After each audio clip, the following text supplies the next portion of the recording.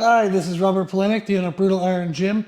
One of my online clients recently asked me how they could use barbell bench press for bodybuilding for their chest. They train with their younger brother who trains for powerlifting, but my client wants to do bodybuilding. So they want to train together. They both want to do bench work together, but one of them is going to train for strength, the other one's going to train for growth. So my client was asking me how they could do that. There were three things that I wrote in my response.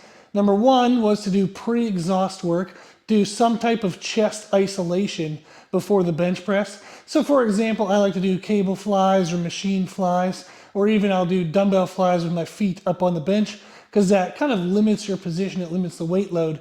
So it's a really good isolation into the chest without getting a lot of other muscles involved. The idea of doing an isolation first is that way when you get to the bench press, your chest is more fatigued than the other muscles. Therefore, as you push yourself to failure on the bench, you're going to get failure of the chest more than you would get failure of another muscle being a limiting factor. The second tip was, when possible for the client, to do an incline angle. The incline angle helps to just recruit a little more of the chest, especially the upper and middle fibers, get more of a balanced development of the chest. Now, if his brother's doing powerlifting, he's going to need to train on a flat bench, but maybe an accessory movement for the brother could be an incline, so they can kind of trade back and forth.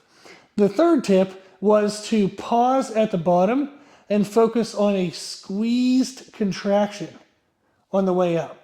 So the strength person is going to focus on efficiency of the movement. How can they get all of the muscles working together in unison to just move the bar in the most efficient manner?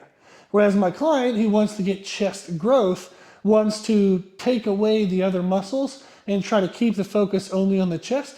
One of the ways we can do that is when you lower down, is to pause for a little bit and then think of flexing the chest to come up. So pause, flex, pause, flex.